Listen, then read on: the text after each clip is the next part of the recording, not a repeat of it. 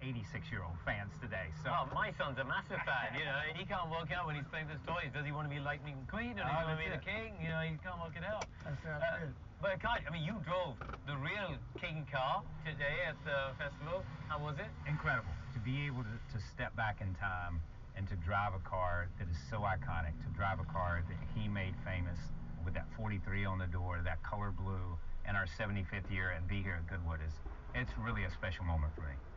So this isn't your first time. What brings you back every time? The magic of the place is the accumulation of the racing world all in one place. And as far as I know, it's the only place in the whole world that has anything like this. It covers all forms of racing and all forms of cars, motorcycles, airplanes. They got a little bit of everything here. Yeah, we talk about it a lot from the standpoint, you're from India. We're from the south of the United States. We're sitting in Great Britain. But what ties us all together is you are just a fan of motorsports worldwide and you just want to see everything. Gentlemen, thanks very much for your time. Thank you. And, bon appetit. Thank you. Thank you, sir. Ladies and gentlemen, Richard and Kai Petty.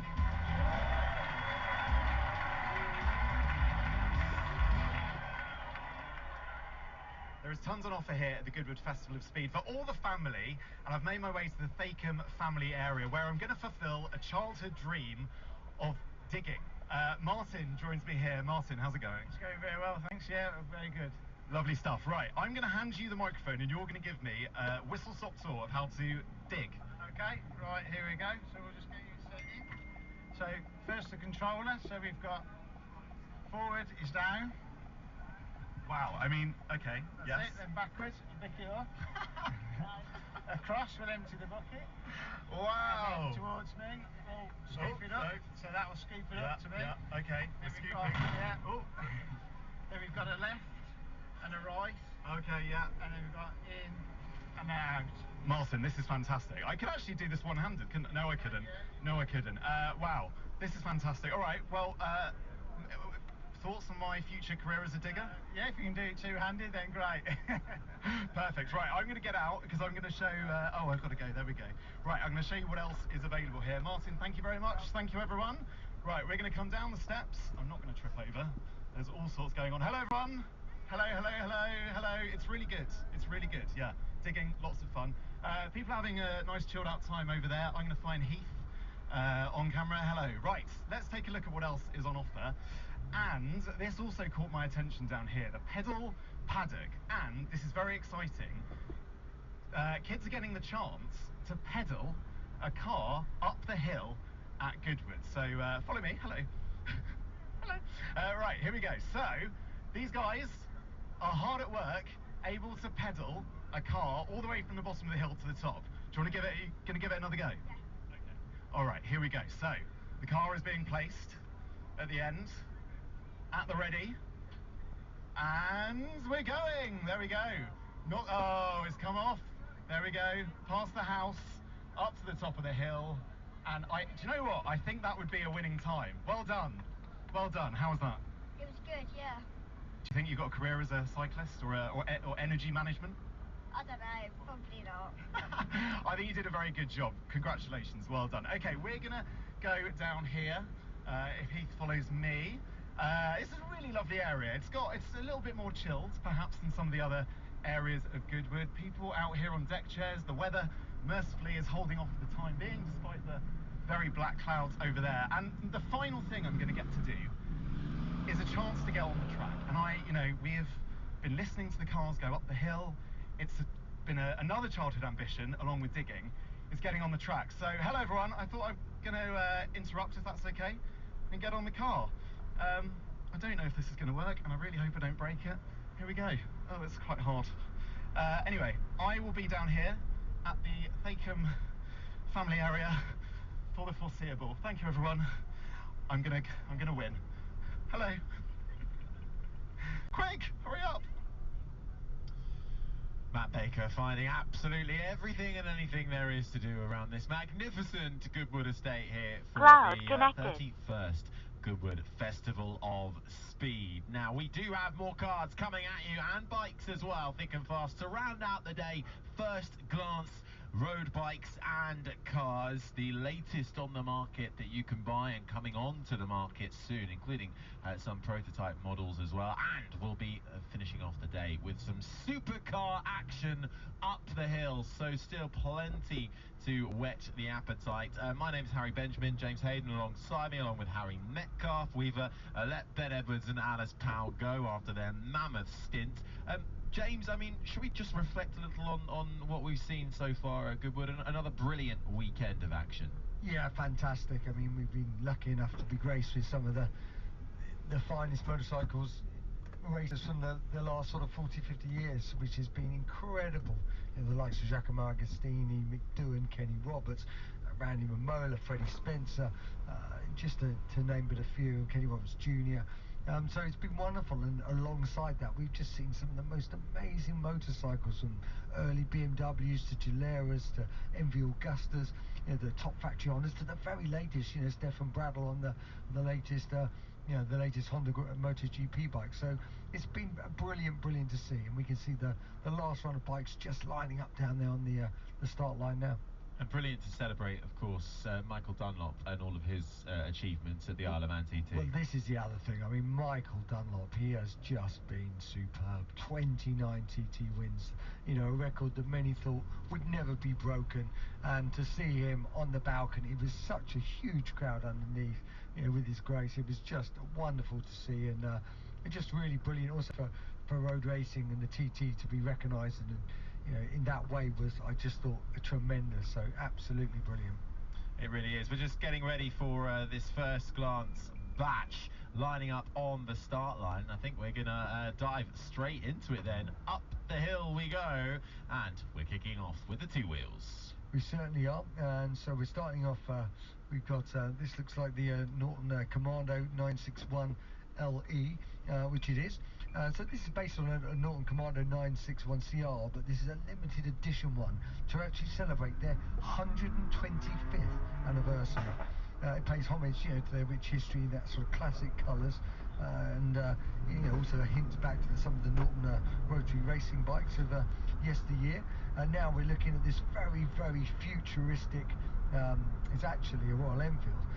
It's Easy's Ride from the film The Kitchen, which is it was one of the top 10 Netflix films, and it was done by Royal Enfield's, you know, in-house industrial design team, both in India and in the UK. And it, you know, took sort of sci-fi references, that sort of brutalistic design and street fashion. Now you can see this was actually designed in partnership with Top Gear magazine's editor Rowan Horncastle. Once again, it's a Royal Enfield 650, but it's got this sort of kind of 70s endurance racer look about it. The paint job is inspired by Alexander Counder's 1975 3-litre CSL Le Mans car, and you know, it's got the full pannier setup as well, so you can get going. And now we're seeing, this is a Grace Webb, one of our team, and she's on the Triumph Truxton Final Edition. So, I mean, wonderful to see her. Absolutely, and she's been talking about this all afternoon. Grace Webb on the start line, the presenter who was from a family of petrolheads, really, granddaughter of Donington Park's race circuit founder Tom Wheatcroft. She knows very much bikes, she knows how to ride them, she knows how to talk about them, she's got her very own Aprilia at home, but this machine, something a little different for Grace Webb, as she's just waiting for the all clear on the start line before she gets set to go. This the Triumph, as you said, James, the Thruxton Final Edition that she has been very happily trusted to take for the final run up the hill. Yeah, that's great stuff, and she's not hanging about. It's lovely to see. So this is, as we say, it's the final edition of this model, the Triumph Thruxton, and it's been in production for 19 years. And this is quite a special little run-out model. Nice little style there, Grace. I'm liking it. The knee coming out as well. Yeah, it's a 1200cc twin engine. Basically, it's got that sort of very traditional styling. It's named after the Thruxton because Triumph won the first ever Thruxton 500 race back in 1958. It's got that sort of lovely sort of British racing green, hand piped in gold. and each one comes with a certificate of authenticity with the bike's unique VIN number, and it also comes with a little plaque all signed by the production team who helped develop and make the bike, and also the Triumph CEO Nick Blore. And Grace is hustling it up through the walls there and doing a nice job. It's also got some sort of trick parts on it as well. It's got some nice forks, Brembo brakes, those lovely sort of Olin's twin shocks. So it's got some nice parts that make it a really nice run-out model of what has been a very successful bike for Triumph over these last years. Certainly has. To the finish line for Grace Webb, sees the checkered flag on the Triumph Thruxton final edition as we celebrate the very latest road bikes on offer, and she's happy with that one. Quite right, so she should be. Now back to some of the four-wheel action, and we're kicking off with the SUV of supercars. It's the Aston Martin DBX 707, and Harry Metcalf has rejoined us for this one. So this is their new 707 DBX. There was an earlier one, but this has got a revamped interior, which you can't see from this shot, but it has really brought it right up to date inside. And they've actually dropped the entry-level DBX of 542 horsepower. That wasn't enough horsepower. You can only get the 707 horsepower version you see here, and it's quite a rapid machine. What got me when I first drove this Aston DBX, it's actually quite a practical car. There's quite a lot of space in the back, and when you're sort of looking at the boot space, and then you take it for a drive, and then you give it some beans, and it's a proper performance car. What I particularly like when you drive, it has a rear bias chassis, and every now and then you just notice you just edge into oversteer with it naturally. It's four-wheel drive obviously, but it has a real rear bias to how it sets up when you set in through corners. Great machine. It really is a great machine. You can see the smile on the passenger's face as well, being driven by David Hardesty. This is the Aston Martin Lagonda DBX 707, a huge range of Aston Martins on offer this weekend, and a couple of new offerings from Bentley. And heading up is the Bentley Continental GTC. Yeah. And just as I was saying, rear bias to the handling, you'll notice on this Bentley that is kicking out as well. Bentley's always was slightly nose heavy just by their chassis design. Now they've gone hybrid. That gives them the option to place the battery right at the back, and you've now got a rear bias weight distribution on Continental GTC and GT, as you see it, and it just makes it more sporting. We're all worried that the extra weight might slow it down. Well, they gave it 770 horsepower, that sorted that out, but it's just the balance through the corners. They are a big surprise. These new hybrid versions are some of our favourite cars, and as I said yesterday, it's a guilty pleasure that Continental GT journalists think we won't like, but it is a proper GT, multiple use, and a beautiful interior. And expertly driven up the hill, that new fourth generation Continental GT. See BMW also here this weekend too, offering lots of their new levels. This, the M4CS. Yes, super popular model, the M4. You have the M3, that's the four-door version. M4 means it's the two-door coupe. CS means it's competition, it's lightweight, and they've given it an extra bit of horsepower, 550 horsepower. As I love those sort of daylight lights which are glow yellow, just to hark back to Le Mans, the French lights. Very nice stylish touch on it. And 550 horsepower from its straight-six twin-turbo engine. BMW are really playing all the cars. Everybody's not quite sure which way to go, but I love M Division are still doing these sort of cars. Lightweight, carbon roof, titanium exhaust, and flying up the hill. Certainly is. That M model from BMW really becoming quite iconic in their range. And now we're really seeing an influx from the Chinese market over in Europe and here in the UK.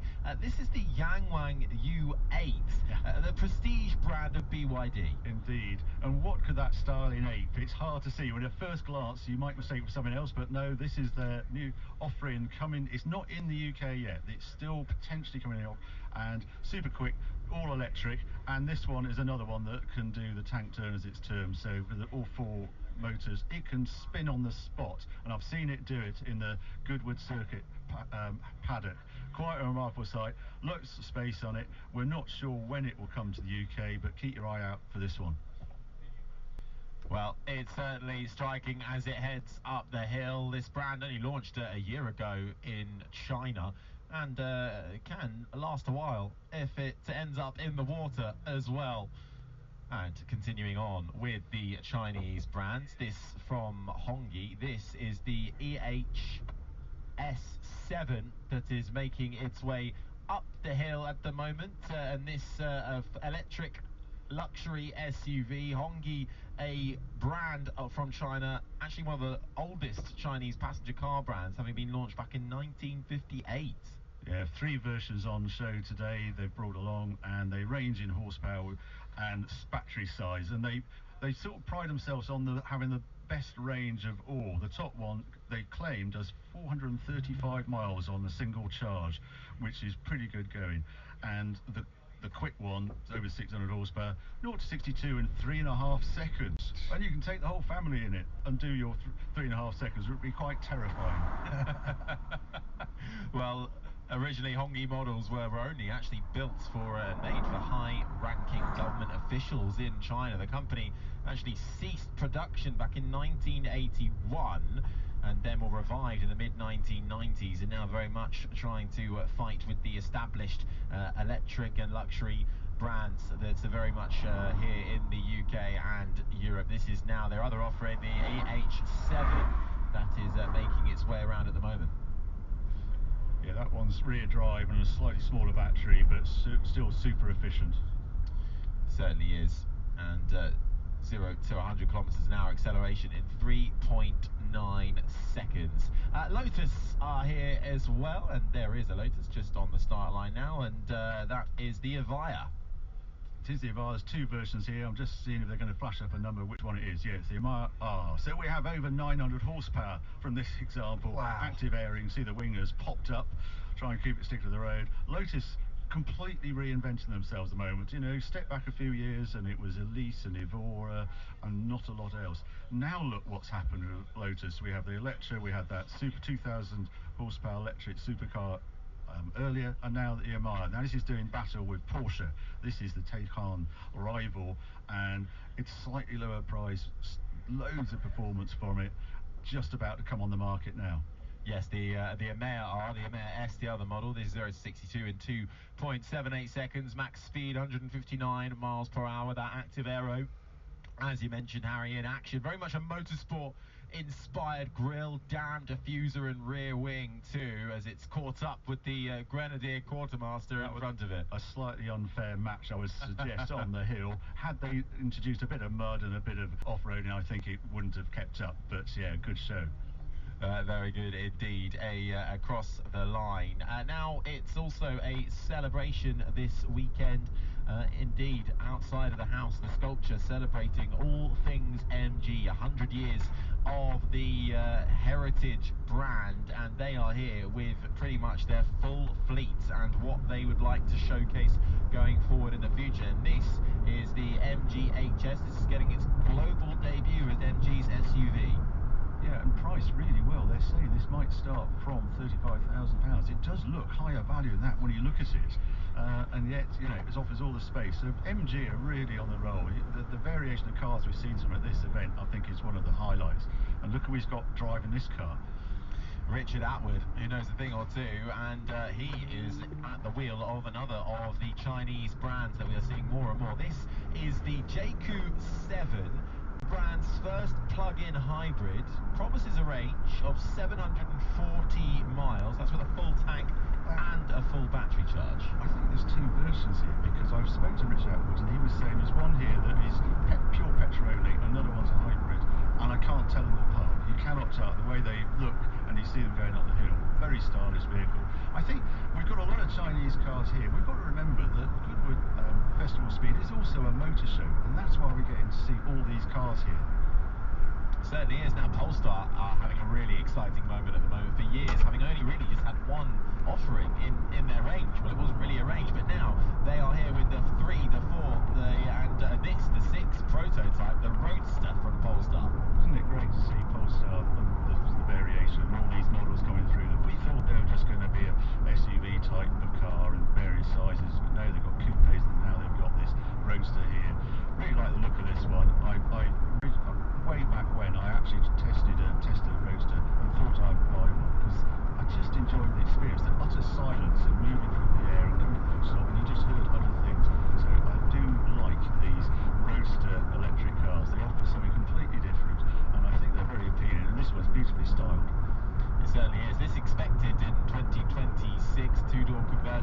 to 100 kilometers an hour in just over 3 seconds, a top speed of 155 miles per hour with over a 370-mile range out of the dual motor powertrain. That's the Polestar 6 concept.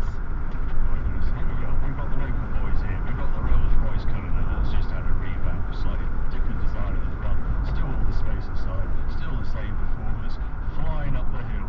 Rolls-Royce put out for their top race drivers to drive their cars up the hill, and I think it's just fantastic to see these things, not just cruising around, full-on attack on the hill. Yeah, this is Matthew Wisher driving the Rolls-Royce Black Badge Cullinan Series 2. That front and rear of the car comprehensively reimagined, from that iconic grille to the striking new exhaust finishes, bold, distinctive from Rolls-Royce. He's not in chauffeur mode here, is he? He's in James Bond mode, I think. This is the thing, often a lot of people associate a Rolls-Royce with something to be driven in. This is very much something you can drive yourself and get a huge amount of enjoyment out of it as well. And across the line. Well, we actually saw the Rolls-Royce Spectre do an amazing time up the hill in the shootouts. Perhaps they should have included the Cullinan as well. Yes. So I think we saw a Cullinan as well, acting as one of the recovery vehicles earlier too. So versatile machines, those Rolls Royces. The Toyota GR Supra. This again, another fantastic work from the GR side of Toyota. Yeah, who thought we'd see the Supra coming back? Great to see. Toyota just love the GR brand, and they've got a chairman at Toyota, Akira Toyoda, who just loves performance cars, rally cars, performance. It's not all about Prius, not all about electric, and so they are generating more GR models in their range. They feel that the performance car is getting overlooked, and amazing that a company like Toyota are doing that to bring us the performance cars that you all remember. Supra was a terrific car, and they're priced well, they're affordable, they're not crazy money, great performance, very usable. I can see it being very popular. That 3-litre turbocharged 6-cylinder engine screaming over the finish line, and from the GR. He took that victory.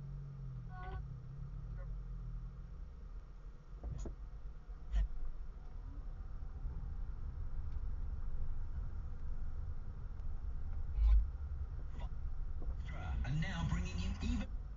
Final was, you could see shoots of improvement. Semi-final, it was the best 45 minutes we've seen in the tournament from them. Phil Foden I thought was magnificent. Mainu I thought was magnificent also. But look, we've all had to put up with that word pressure at some stage. You don't get to elite top level sport, top level football without having any pressure. Unfortunately, or fortunately, because some people live off that, they feed off that, they want that. So pressure comes with being an England footballer, and now I get these, there might be more because I and other players before me and after me weren't able to deliver that trophy, but 66 was the last time it happened, and we've all had to carry that burden at times, and sometimes it has been a burden. But this is a really talented squad who have got an incredible chance to make history. Joe Hart gave me a real insight into that this lunchtime when he was on 5 Live with us. And he said 2 or 3 minutes before the end of the Iceland defeat, he was standing in goal thinking, right, how am I going to explain this? What am I going to be asked about here? How are we going to get hammered? How do I explain away everything that's happened?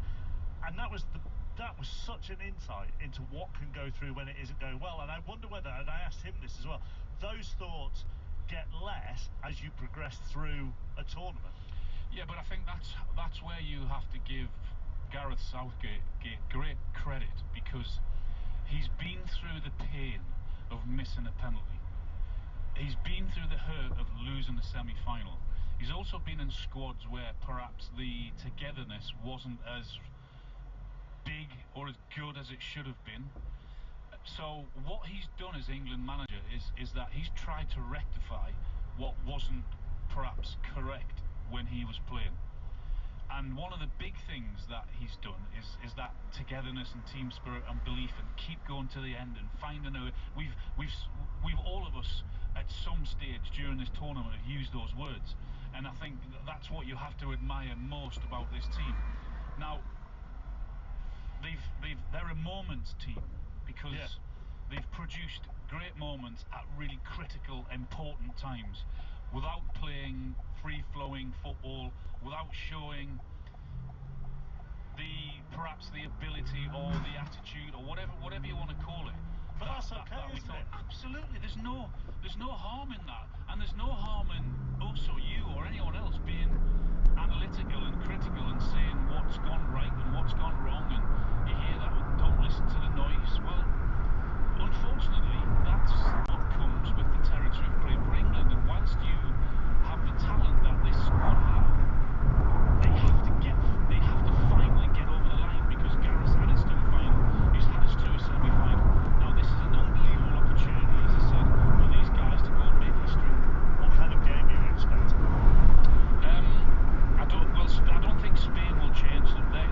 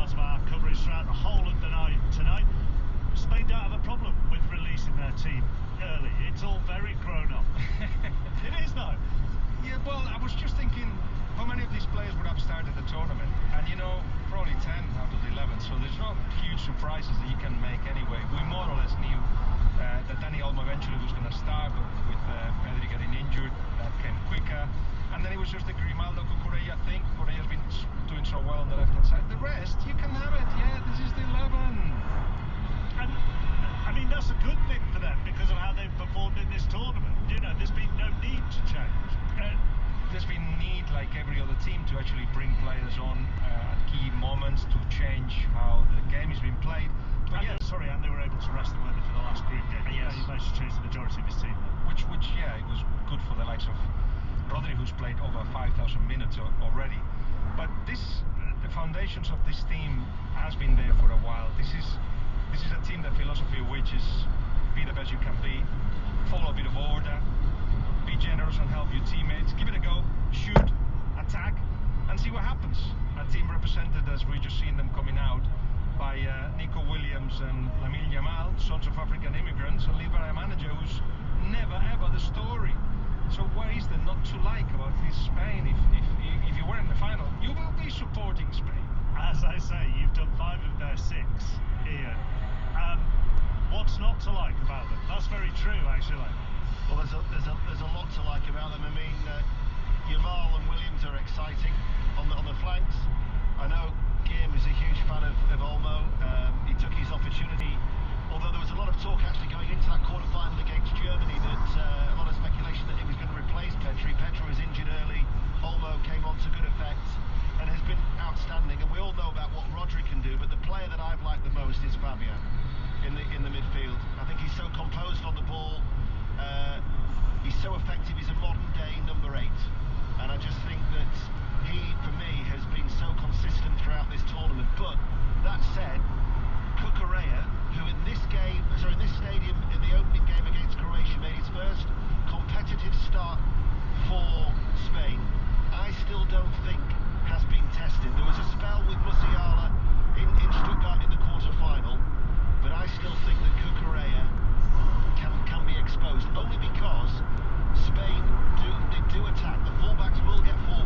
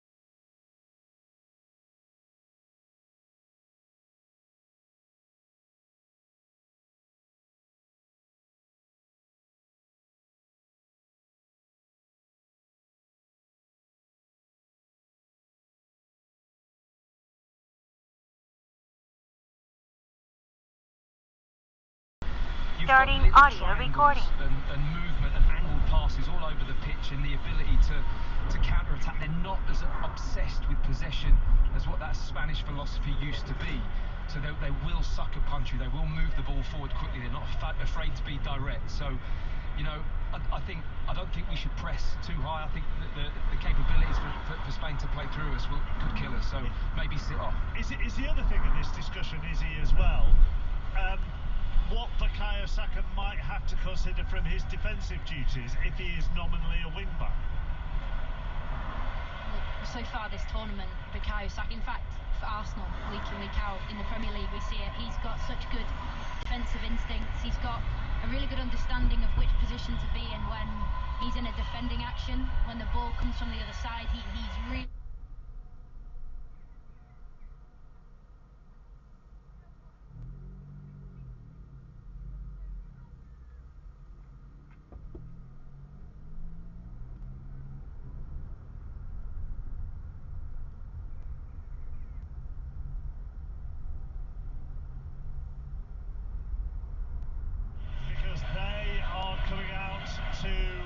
just taking their surroundings. Declan Rice has just given his Arsenal teammate David Raya a huge shake of the hands and a huge hug as well as he comes out onto the pitch. And David Raya has now just done the same with Ivan Toney as well, because of course he was at Brentford, was Raya, before moving on to Arsenal. And now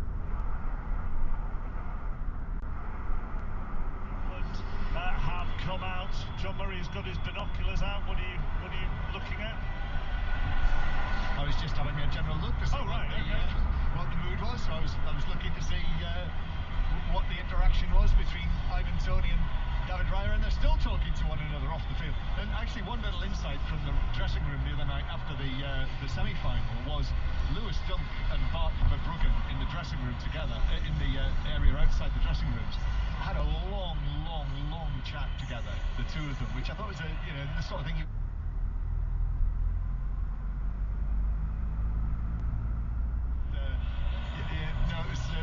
was just really interesting to see. Do you think that one of the nice things, actually, Izzy, about this England team and this England squad is its variety of club connections? I mean, there's a lot been spoken about Crystal Palace.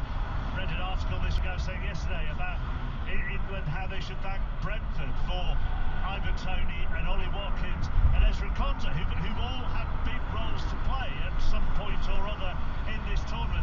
This is not a squad just drawn from the top 3, 4, 5. No, and it's wonderful to see. And when the England squad was announced, there was a lot of emphasis on Crystal Palace because of the number of players within this squad. And from the outside, looking into the squad, you can really feel and see the camaraderie amongst the players. And I think that bringing that club mentality into an England shirt has been one of the key factors in reshaping the look and the culture of this England team. And I see no surprise that how this England team are performing and what Gareth Southgate's done, which I know we're going to come on to later, but it is that kind of ease of a club mentality, familiarity every day in and around the squads, and you can just see that, you know, it's not a surprise that England are doing well when the players seem to be enjoying each other's company. And another big interaction between Jude Bellingham and Danny Carvajal, who they met game, didn't they, over the halfway line, and they actually, I mean, it was a proper embrace. Yeah, and Joselu as well, obviously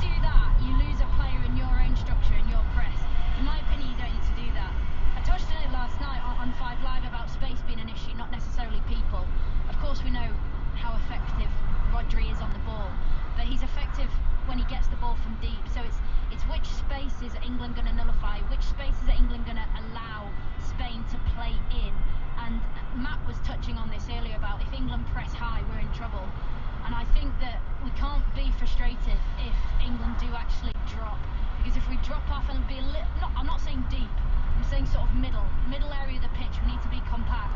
By doing that, we might actually help to stop Rodri doing what he's best at, which is passing the ball through the lines. And I'm saying that as the sprinklers are on the pitch here, the ball is going to be fizzing around.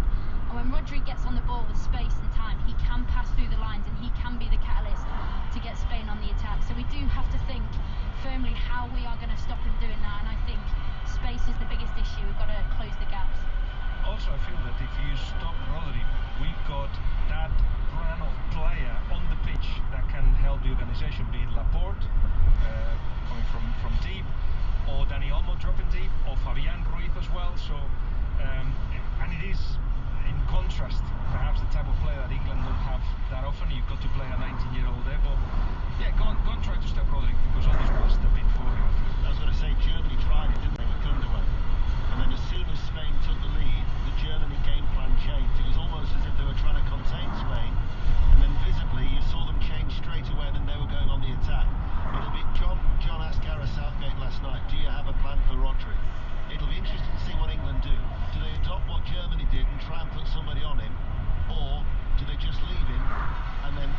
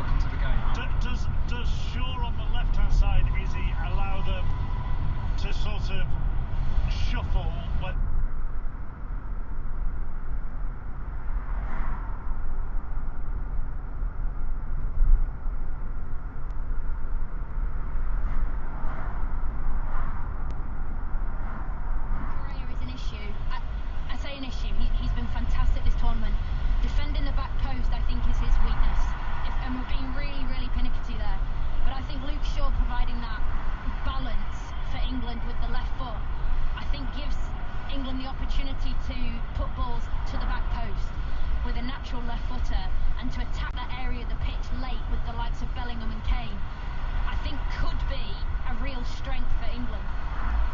Can I just say though, one of the players in Spain that do more long runs, more intensive runs, who's capable to start and stop and move to one side and the other is Lamine Yamal, who Luke Shaw is going to face. So when you just come back from injury, you're not match fit. Isn't it the worst thing to actually having to do those runs? Yeah, it is. I mean, it's the biggest test you're going to face. Those kind of one-on-one situations, and he only needs half a yard to cross the ball. His left foot crossing into that back post area is just fantastic, and it just drops.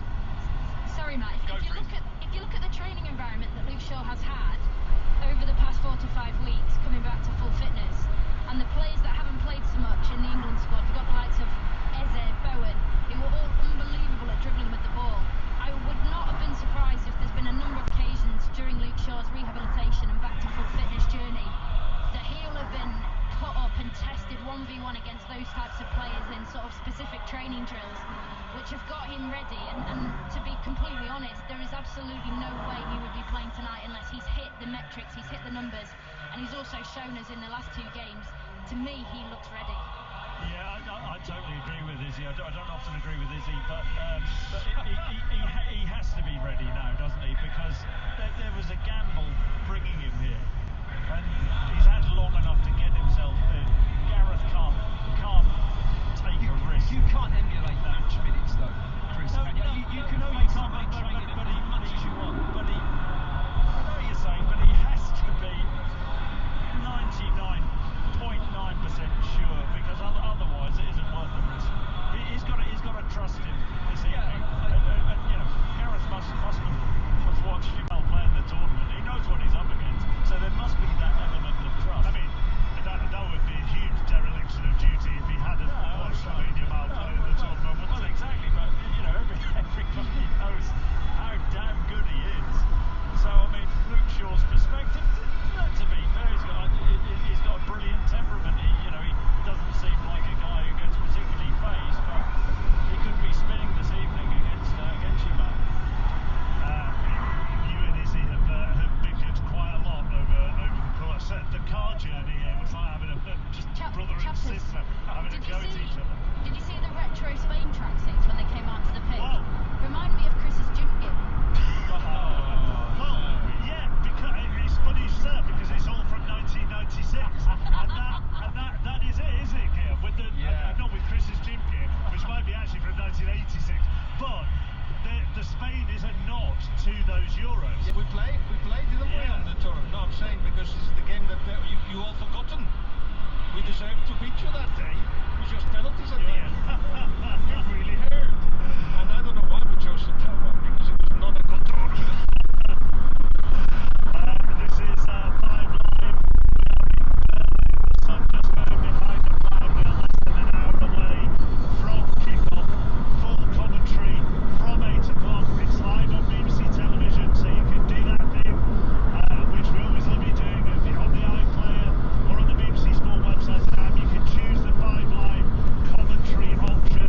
It's all in sync with the pictures. You don't have to do anything. It's in HD on the iPlayer as well. And you get our team, you get Izzy and Matt and Chris and Ian and John, all as your commentary team through the game whilst watching it on BBC television. 2 minutes past 8, Stuart Clarkson, 2 minutes past 7 in the UK, Stuart Clarkson has the news.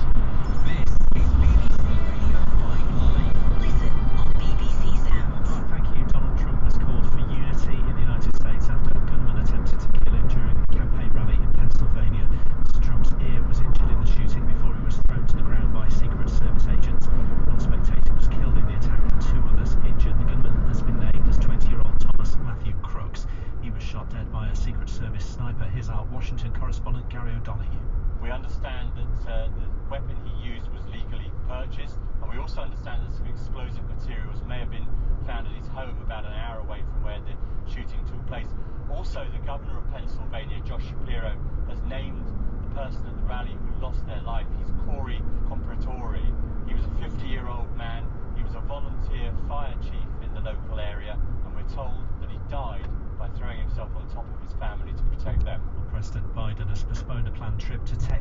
tomorrow. He's expected to give a statement at the White House shortly.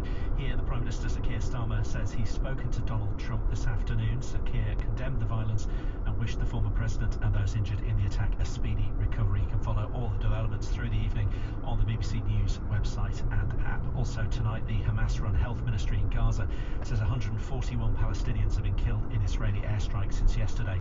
One hit a designated humanitarian zone near Khan Yunis. Israel's Prime Minister Benjamin Netanyahu said the attack was targeting a senior Hamas leader, but there was no certainty that he'd been killed. Russia's Ministry of Defense says its forces have seized one of the villages that Ukraine liberated at a counter-offensive last year. Moscow says it's retaken the Urozane in the western part of the Donetsk region. Ukraine has not commented. And the other big sports news away from the Euros today, Carlos Alcaraz is the men's Wimbledon champion after a straight sets win over Novak Djokovic earlier. British pair Alfie Hewitt and Gordon Reid won the men's wheelchair doubles, while Hewitt also got his first singles title. And the Princess of Wales made only her second public appearance since her cancer diagnosis when she was on centre court for the final this afternoon. Welcome to You'll Never Be Kyle Walker. I'm Chris Hughes, and Carl and I are going to kick back and talk football. Did what happened 3 years ago make you more determined to win the Euros this time? Once you're nearly there and you can basically touch it and smell it, you want to go and put things right.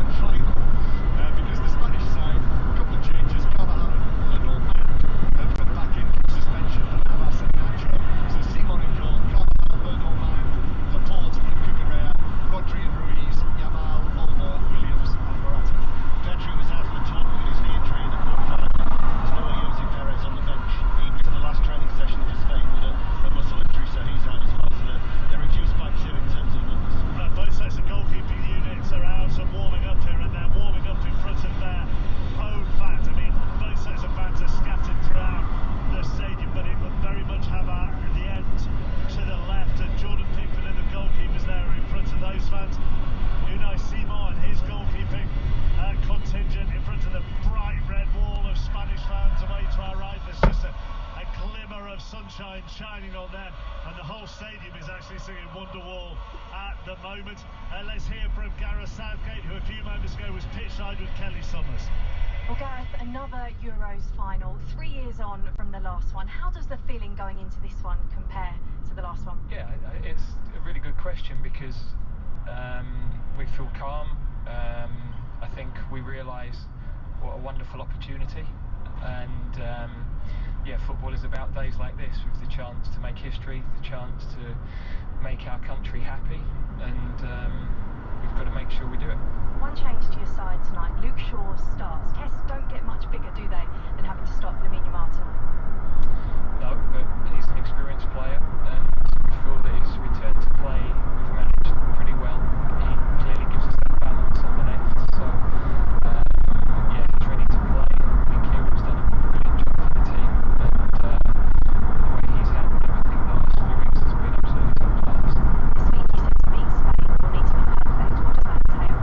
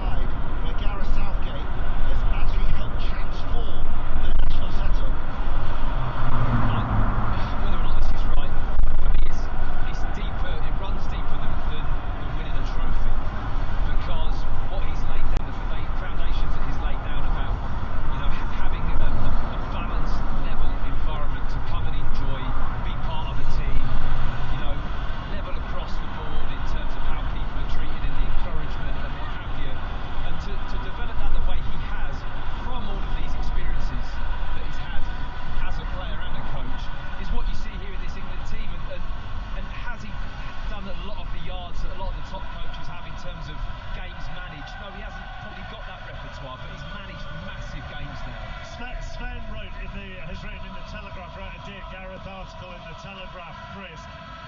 He says, the job of England manager brings with it a beautiful pressure.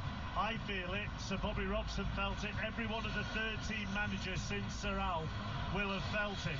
None of us succeeded, but none has come closer than Gareth Southgate.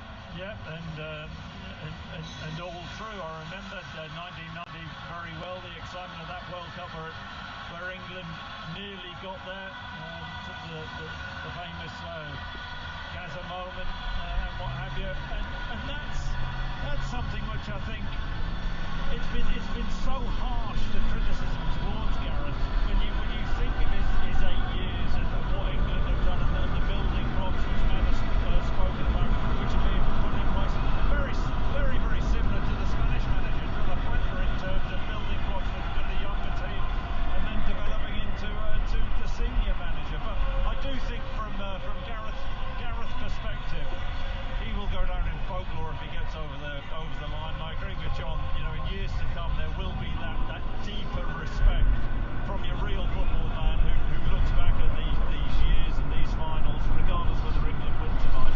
Is he? Blimey, he's done a really excellent job. Is he Christensen pitch side? Yeah, apart from Jordan Pickford singing along to Robbie Williams' Angels and a bit of Oasis before, he synced to doing his leg swings in the warm-up, which I thought was impressive. And just quick one on Gareth Southgate. I would say he's more of a cultural architect, and then he's a coach, and he uses the staff. Steve Holland, his assistant coach, Jimmy Floyd Hasselbank, who I'm staring at right now, going around the group always with a smile on his face. He just knows how to blend the squad together, and I said it earlier, I see no surprise that the way that he's enhanced this group, bringing up the enthusiasm of youth that like Deno touched on, have been successful in the youth age groups with England, bringing them in, blending them with the experience that's in this squad.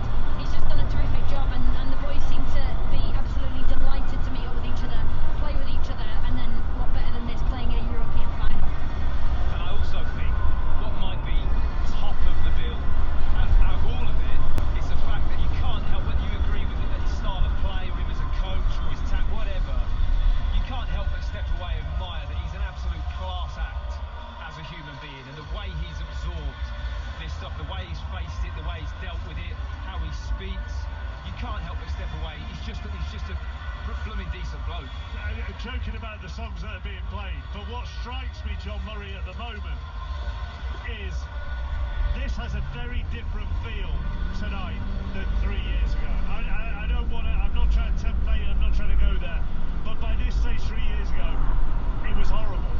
And we were starting to try to find a balance between looking forward to a game and knowing that there was a lot of disgraceful and disgusting scenes going on around Wembley. It feels more of a party vibe inside at the moment. The Spanish fans have sung along with Vindaloo and football's coming home. It feels different at the moment, and it's important to say that. Yeah, absolutely, at the moment. And the feeling this morning, I thought, was very similar. I remember thinking to myself, I do remember feeling like this in advance of the game at Wembley, and the excitement. Let's get it in perspective. What we do, Ian and I, it is we are observers, we commentate on the match, but it's obviously a big night in our professional lives. It's an exciting night about what we might be able to describe. And I remember 3 years ago just thinking about what might lie ahead and how it could be one of the most satisfying and enjoyable nights of my professional life. It turned out to be one of the most traumatic. It was a night I'll never forget for many, many of the wrong reasons. And that's why I think there's another reason tonight for England to try and put things right and put that right in the past. There is gear back, isn't it? It does feel like there's a real party atmosphere at the moment. Special play at home. There's a lot of you, there's 5 of you for each one of us. So you've got the numbers, you think it's roughly 50,000 to 12,000? We're talking about it with the Spanish Federation because they were given about 12,500 tickets, same as the FA. But England fans, very clever, they actually started buying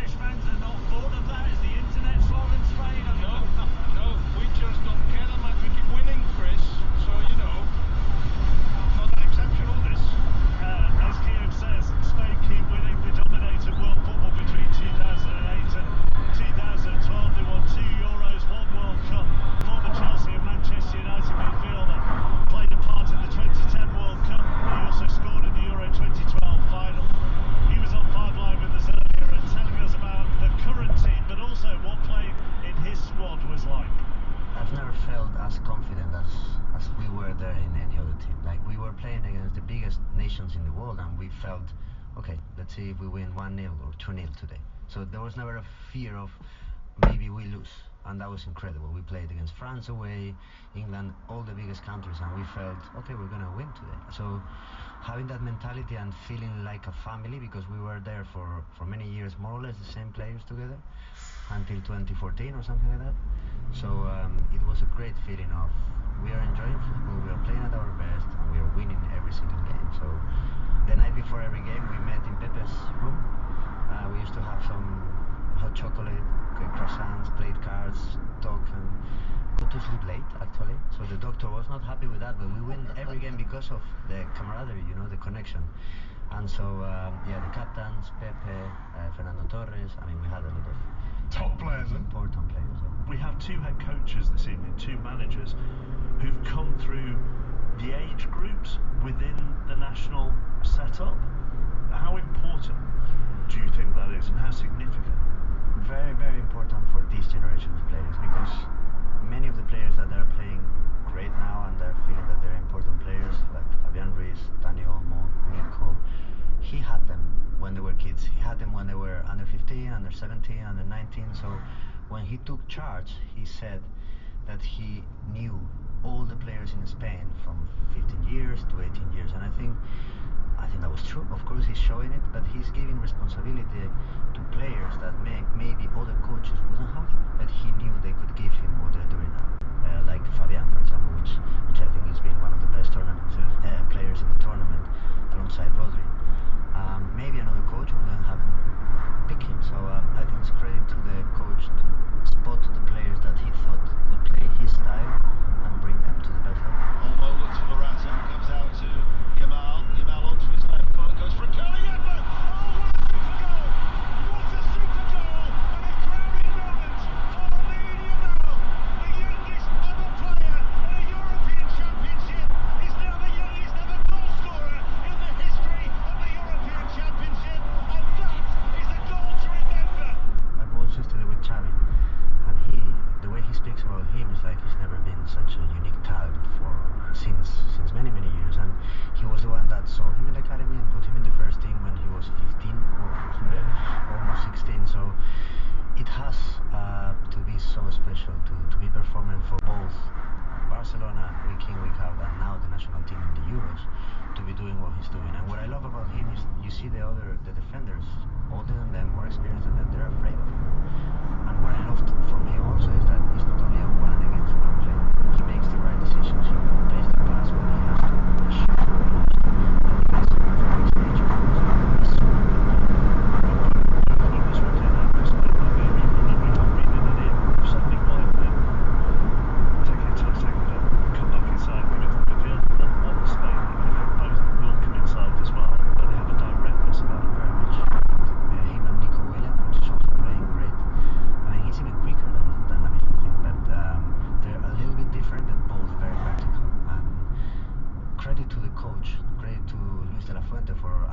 That they both could stretch the pitch, make so wide, and one against one, they're very, very good. And that was what Mata talked to me a little earlier on when we did a show at lunchtime. Ian Balaguer, Chris Sutton, Ian Dennis, John Murray, Matt Tuxon, Izzy Christensen, all part of our team here in the Olympic Stadium in Berlin as the sun starts to set away to our left. Just try and explain, and we've touched on it before, yeah, but the difference that Luis de la Fuente has made to the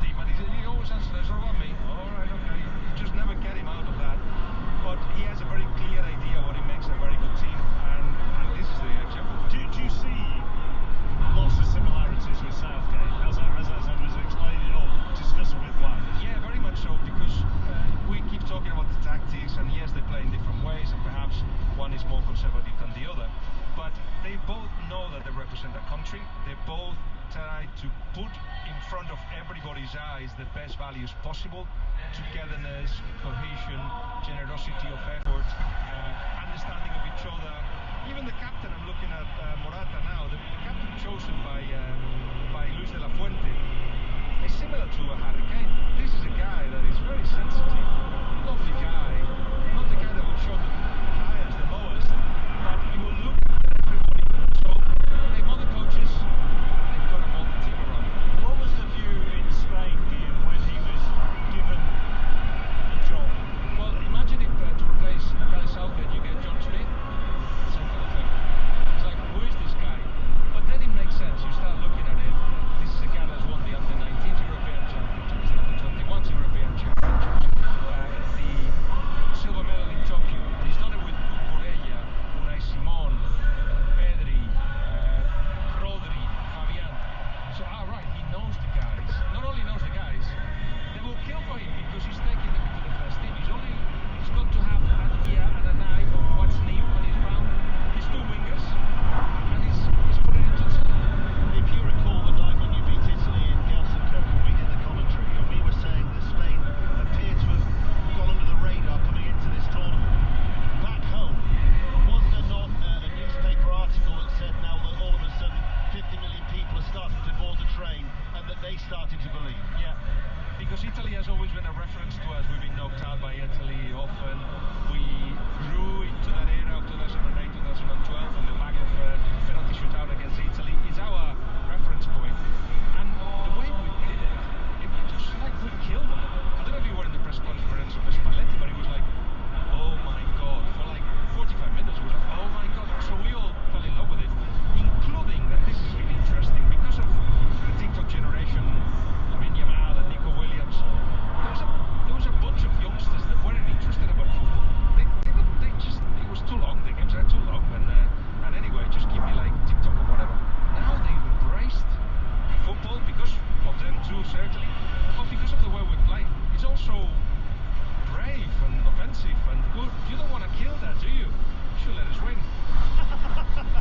Let's hear from a player starting for Spain tonight. Certain members of the team have been quite critical of Marc Cucurella this evening, but he's given a pre-match interview pitch side about what tonight means for him. Yeah, for sure. I think it's very special to stay here, start the game. This is a final. I think we work very hard. Not only me, I think the team, and we deserve to stay here. And today is a night to enjoy. We try to do our best and win the game.